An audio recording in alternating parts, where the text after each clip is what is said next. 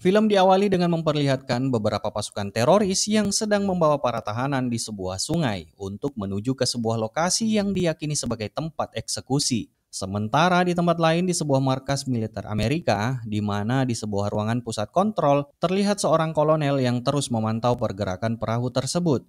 Hingga sang kolonel pun bertanya apakah itu termasuk dari tim mereka. Makanya operator dengan sigap melakukan identifikasi.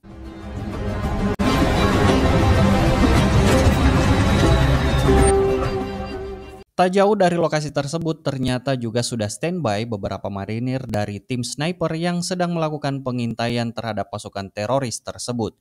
Di antara pasukan tersebut ada Richard Miller dan aktor utama film ini, yaitu Brandon Brackett, serta seorang marinir wanita sebagai ahli pengintai sekaligus analisator target. Watch your target indicators. We are not cleared hot. No, thank you, Chief. Tak lama kemudian para sandera dibawa ke sebuah lokasi pinggir danau untuk dieksekusi. Namun anehnya sebelum para teroris ini melakukan eksekusi, ia merekam para sandera tersebut dengan kamera yang dari informasinya untuk menunjukkan kekuatan mereka kepada pemerintah Amerika yang dianggapnya negara paling hebat. I say again, we are cleared hot. Sebelum eksekusi itu terjadi, kolonel pun langsung memberikan perintah kepada tim sniper untuk melakukan tembakan. Namun yang jadi masalah bukannya para teroris tersebut yang mengeksekusi, justru seorang bocil yang diperintahkan menjadi eksekutornya. Awalnya Brandon yang ditugaskan untuk melakukan eksekusi, namun menyadari bocil yang menjadi targetnya membuatnya ragu untuk menembak. Maka dari itu pusat memerintahkan tim sniper lain melakukan tembakan. Namun yang terjadi,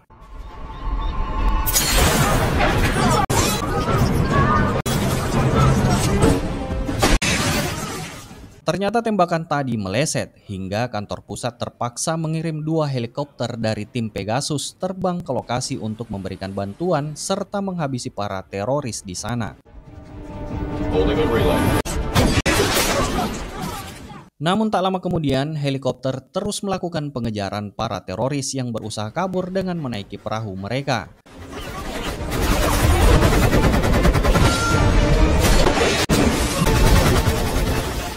Sementara si bocil yang selamat tadi berhasil kabur dengan menaiki mobil dan Brandon yang berada di sana mencoba menembak si pengemudi tapi ternyata gagal. Beruntung helikopter yang datang membantu berhasil menembak mobil itu hingga akhirnya terbalik.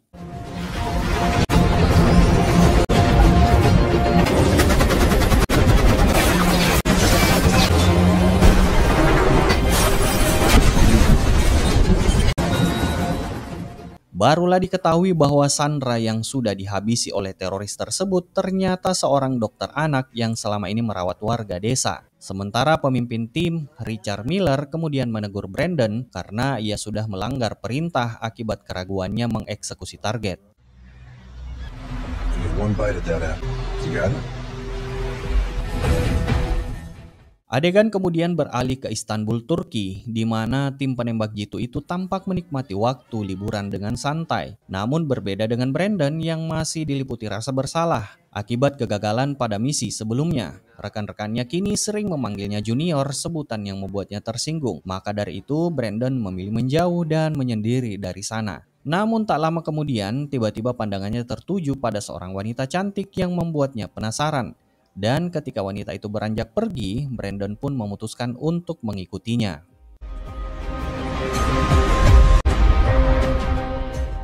Cerita kemudian beralih memperlihatkan seorang pria yang berjalan di tengah keramaian sambil membawa tas berisi senapan runduk.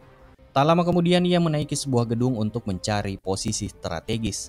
Sementara itu, Brandon bertemu dengan wanita yang tadi ia ikuti di sebuah dermaga dan mencoba berbincang dengan wanita cantik itu, yang mengatakan kalau dirinya sedang dalam perjalanan bisnis saat ini.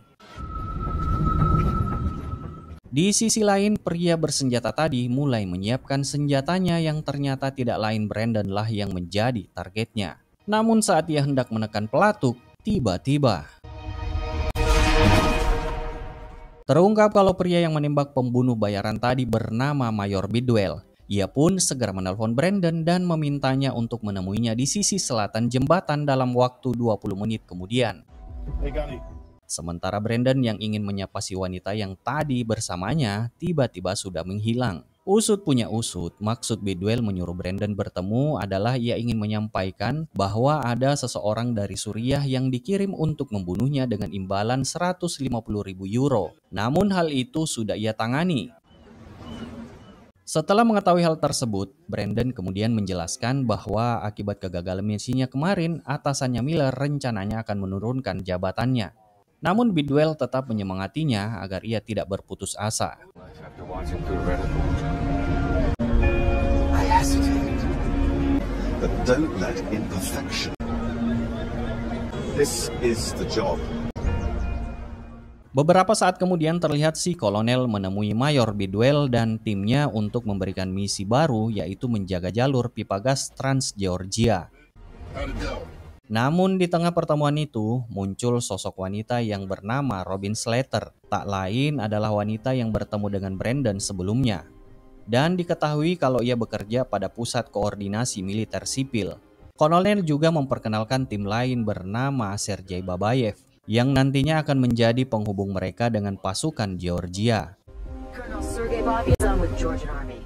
Diketahui kalau lawan yang harus mereka hadapi nantinya adalah kelompok ekstremis yang berasal dari Afghanistan dan Irak. Mereka dikenal sering melakukan serangan mematikan, mulai menembak para insinyur dan pejabat proyek, hingga meledakkan infrastruktur penting seperti jalur pipa gas di area strategis. Pemimpin utama kelompok itu bernama Rosan Gazakov atau lebih dikenal sebagai Abu Abdullah. Maka dari itu, untuk menjalankan misi ini, tim Bidwell lalu ditugaskan menumpas para sniper musuh yang nantinya akan didukung dengan drone yang terus memantau mereka dari udara. I'll be watching. No hard feelings? I'll see you in Georgia. Tanpa membuang waktu, tim segera berangkat menuju Georgia untuk menjalankan misi mereka. Adegan berpindah ke stasiun pompa gas di wilayah Georgia. Sebuah helikopter tiba dan menurunkan 3 tim sniper yang langsung menempati posisi masing-masing. Di lokasi itu sudah ada Miller, kolonel, serta Robin yang datang lebih dulu untuk mempersiapkan operasi. Sementara dari markas utama di Turki, si kolonel terus memantau situasi melalui tayangan live drone-nya. Robin lalu menjelaskan misi mereka. Orang yang harus dilindungi bernama Kilian Grun, seorang pengusaha energi asal Austria. Ia kini menjadi perhatian karena pernah menyatakan bahwa Eropa Barat tidak lagi membutuhkan gas dari Rusia yang dikirim lewat Ukraina. Pernyataannya itu membuat Kilian menjadi tokoh penting sekaligus target serangan.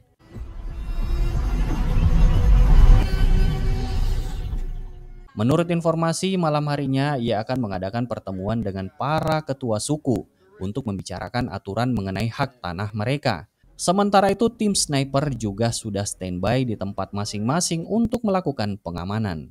One click out. Di sisi lain terlihat bahwa penembak jitu musuh sudah memantau kedatangan mereka dan tanpa mereka sadari tiba-tiba mobil yang ditumpangi oleh Kilian Grun harus terbalik setelah pengemudi mereka terkena tembakan oleh sniper musuh, yang akhirnya aksi tembak-menembak antara mereka pun terjadi.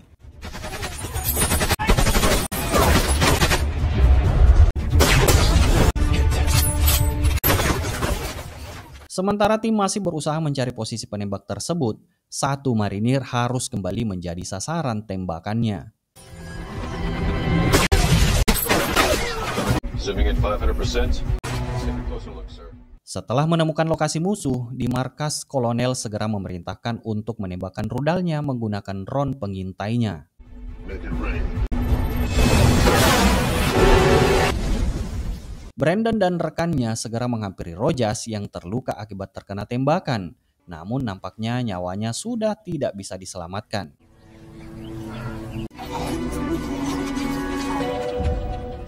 Tak lama setelah itu, Miller dan Robin tiba di lokasi musuh yang sebelumnya dihantam rudal. Mereka berharap bisa menemukan jejak Gazakov, namun ternyata nihil.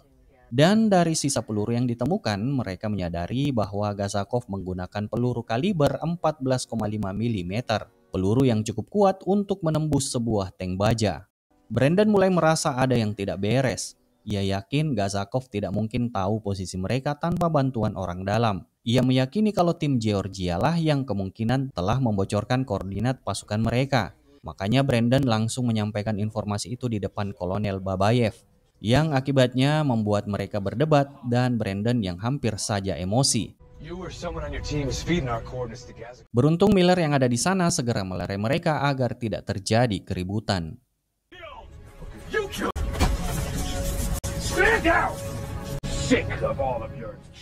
Setelah insiden yang ia perbuat, Brandon terpaksa menerima hukuman, yaitu harus dimutasi untuk masa percobaan di daerah pegunungan terpencil bernama Gunung Kause, yang terletak di ketinggian sekitar 4000 mdpl. Selain itu, Brandon ternyata ditemani oleh pria asli di sana yang memang sangat hafal kondisi untuk menjadi petunjuk arah. Tak lama kemudian mereka pun tiba di sebuah rumah yang dijaga ketat oleh sekelompok pria yang memang mereka adalah penghuni asli wilayah tersebut yang ditugaskan untuk menjaga jalur pipa gas. Baru saja Brandon masuk di dalam rumah, mereka dikejutkan dengan sambutan yang kurang bersahabat dan tiba-tiba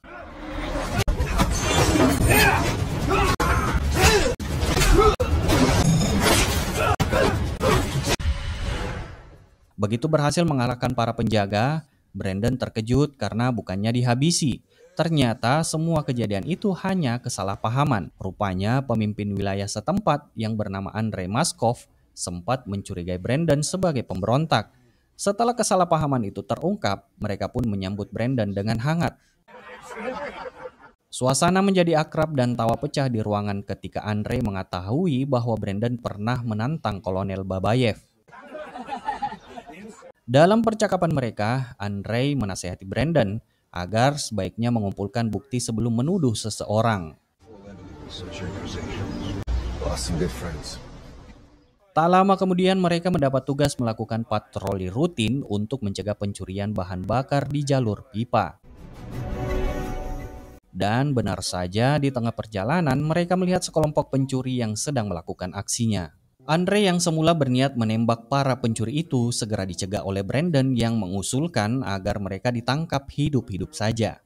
Terungkap kalau salah satu pencuri bersenjata itu ternyata seorang wanita dan seorang pria lainnya. Di saat kondisi sudah mulai menegang, Andrei tiba-tiba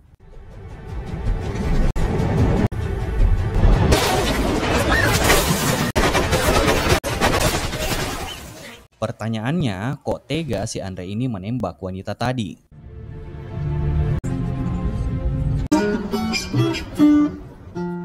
Jadi dulu dalam sebuah misi, Andre pernah menjadi sniper yang bertugas melindungi pasukan marinir di darat. Saat itu, ia melihat seorang anak kecil datang membawa sesuatu yang tampak seperti buku. Tapi setelah diamati lewat teropong, Andre menyadari benda itu adalah sebuah bom. Di satu sisi nalurinya sebagai prajurit memerintahkannya untuk menembak, tapi di sisi lain nuraninya menolak karena yang dilihatnya hanyalah seorang anak kecil yang polos. Namun alhasil bom terjatuh dan akhirnya meledak hingga menewaskan semua temannya di sana. Adegan lalu beralih pada Miller yang menghubungi Brandon melalui radio. Ia melaporkan bahwa mereka tidak berhasil menemukan Gazakov di wilayah Rich. Dan dari informasinya, Gazakov ini ternyata adalah saudara iparnya sendiri. Miller memberitahu bahwa malam ini timnya akan kembali beroperasi untuk menyisir jalur pipa gas yang rawan sabotase. Brandon sempat mengingatkan Miller agar berhati-hati terhadap Kolonel Babayev, sosok yang ia curigai memiliki agenda tersembunyi. Sementara dari kejauhan, Robin diam-diam memperhatikan percakapan Miller tersebut dengan penuh kecurigaan. Setelah beberapa jam berpatroli, Brandon yang bersama Andrei, yang baru ia tahu kalau Andrei adalah seorang kolonel tentara Rusia yang disewa oleh konsorsium untuk menjaga kepentingan mereka di wilayah tersebut. Di sisi lain, Said dan rekan-rekannya sedang sibuk memasang ranjau peledak di sepanjang jalur pipa.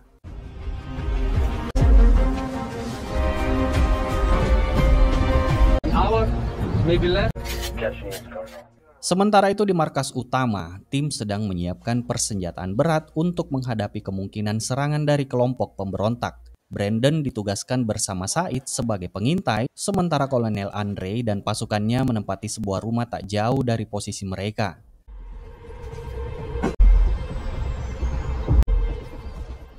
Dan tak lama seorang sniper musuh menembak tim mereka yang berjaga di menara. Namun beruntung Brandon juga berhasil mendeteksi lokasi si sniper itu dan langsung mengeksekusinya. Kini giliran Andre yang membalas dengan bidikan presisi, menembak satu demi satu penyerang. Namun jumlah mereka ternyata jauh lebih banyak dari perkiraan.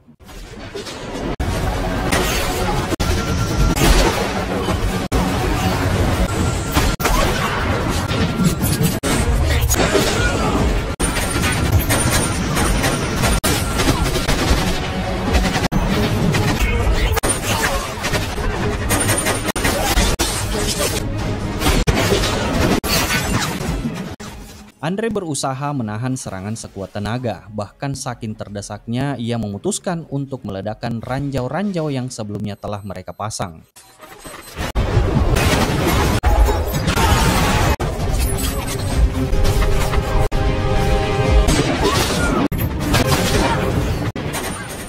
Tak berhenti sampai di situ, para pemberontak bahkan menembakkan RPG langsung ke arah rumah tempat Andre bertahan.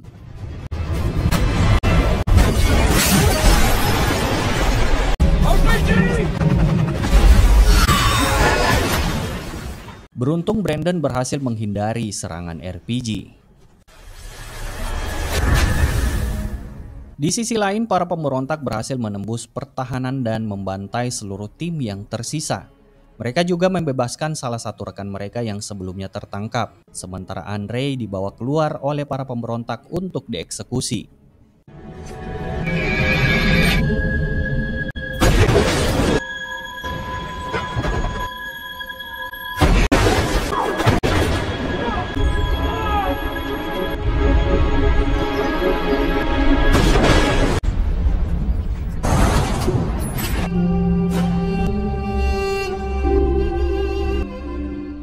Beberapa menit kemudian, sebuah drone militer melintas di atas area pertempuran. Sementara dari markas pusat, sang kolonel memberikan perintah untuk segera menarik mundur Brandon yang sudah berhasil menjalankan misinya.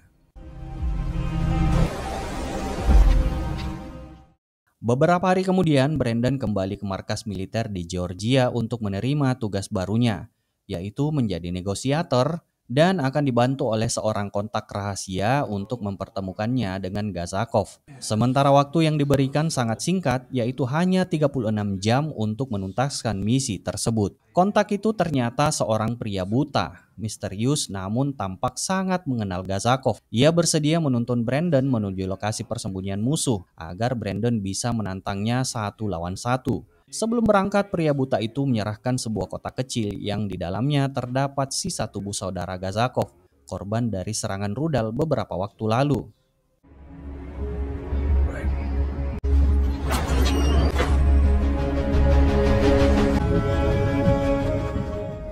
Brandon dan pria buta itu menempuh perjalanan panjang melalui lembah dan bukit-bukit yang curam. Dari udara, sebuah drone terus memantau gerakan mereka, memastikan tak ada bahaya. Namun saat mereka tiba di puncak salah satu bukit, pasukan pemberontak tiba-tiba muncul dan mengepung mereka.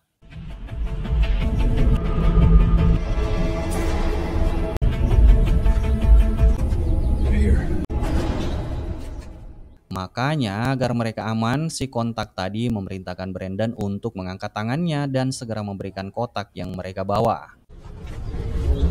Assalamualaikum. Alih-alih emosi, justru si pemberontak tadi ingin berterima kasih kepada Brandon karena kini saudaranya bisa ia makamkan dengan baik. Sementara itu di pusat kontrol, tim pemantau melihat banyak pergerakan musuh di sekitar posisi Brandon. Melalui gambar dari satelit, mereka menyimpulkan bahwa tempat itu bukan sekedar lokasi biasa, melainkan markas utama kelompok pemberontak, tempat di mana Gazakov diduga bersembunyi. Di sini Brandon mencurigai ada yang membocorkan titik koordinat sniper mereka. Untuk itu ia menanyakan siapa yang memberitahu lokasinya. Sontak salah satu dari mereka menjawab kalau itu hanyalah hadiah kecil dari Tuhan. Tak lama Brandon melihat salah seorang pria di sana yang tengah mengoperasikan komputer Topbook dengan koneksi jaringan satelit. Makanya Brandon langsung curiga kalau Gazakov menyembunyikan sesuatu darinya. Namun Gazakov mengatakan kalau ia tidak berbohong, sementara Brandon tidak sepenuhnya yakin akan perkataannya. Akan tetapi, Ask him. He could have made those shots without coordinates. di tempat lain, sang kolonel yang terus memantau dari drone langsung memerintahkan untuk meluncurkan rudalnya. Yang akibat ledakan tersebut, Brandon dan si pria buta itu terhempas beberapa meter, namun dipastikan nyawanya masih selamat.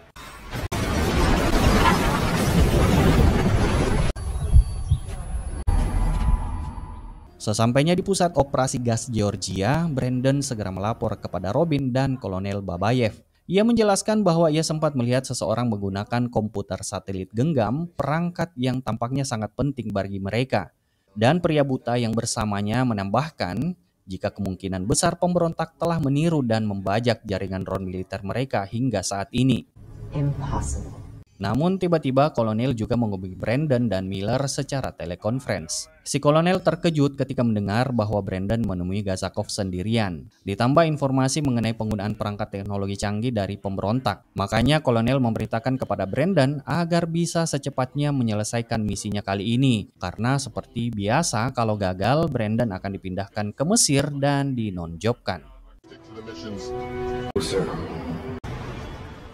Tak ingin membuang waktu, Brandon segera bergabung kembali dengan tim lamanya, bertekad mencari tahu keberadaan rekan-rekannya yang kini menjadi target utama musuh. Sementara itu di lokasi lain, Gazakov dan pasukannya tampak tengah bersiap untuk melakukan serangan.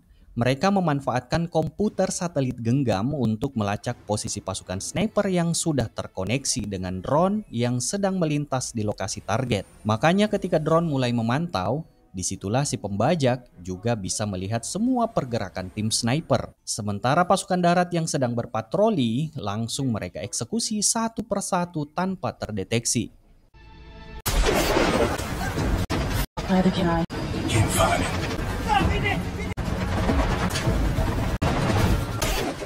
Dengan perangkat yang mereka miliki, mereka berhasil menemukan posisi para sniper Amerika lebih dulu. Bahkan Gina Aungs seketika dengan mudahnya terkena tembakan.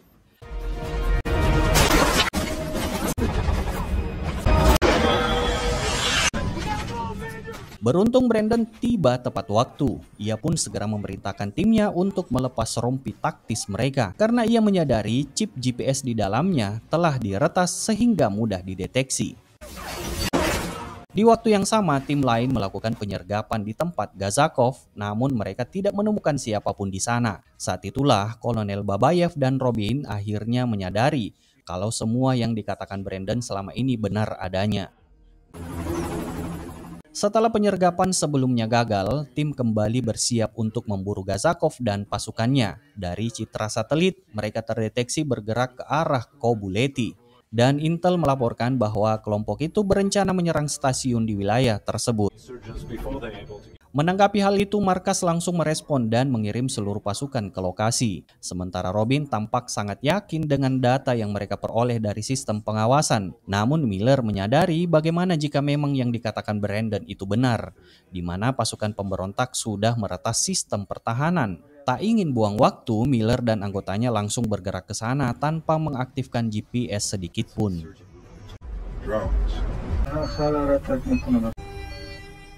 Dalam perjalanan menuju Kobuleti, Brandon tidak begitu yakin kalau Gazakov benar-benar ada di sana. Karena menurutnya, Kobuleti hanyalah lokasi yang mudah ditebak.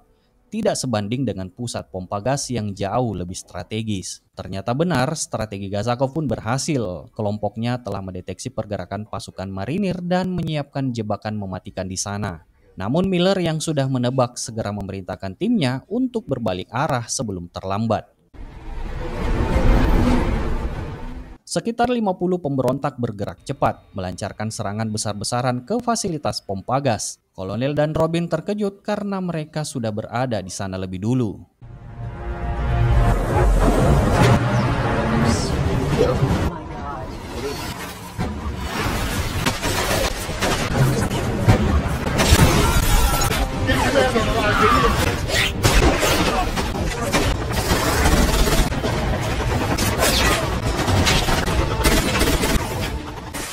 Beruntung Miller dan tim snipernya tiba tepat waktu. Dari posisi tersembunyi, mereka menembak para teroris satu persatu.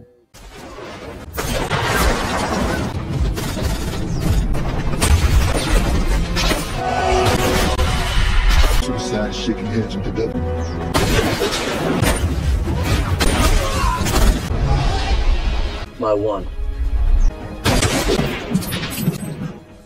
Sementara itu Brandon terus bergerak menyusuri area pompa gas berusaha menemukan Gazakov. Akan tetapi diduga Gazakov yang sudah bersembunyi membidik dengan tenang lalu melepaskan tembakan. Akan tetapi justru Brandon lah yang lebih dulu menghabisinya.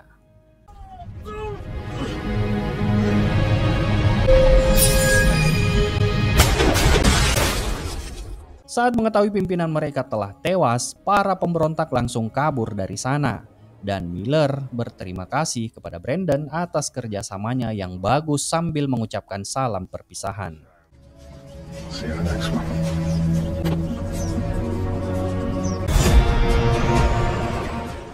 Di akhir cerita, semua tim kembali berkumpul untuk merayakan keberhasilan misi. Tak lama Kolonel datang dan menghampiri mereka dan mengatakan kalau misi selanjutnya ia sendiri yang akan terjun ke lapangan. Tujuannya untuk mengawasi mereka. Namun ternyata kolonel ini tidak datang sendirian melainkan bersama Robin. Di sini Robin merasa malu atas kelakuannya yang berlebihan kepada Brandon, namun itu tidak menjadi masalah bagi Brandon. Makanya daripada Robin pusing, Brandon pun mengajaknya minum-minum. Dan dengan begitu film pun selesai. Terima kasih sudah menonton, semoga kalian terhibur. Sampai jumpa di alur film seru lainnya and bye-bye.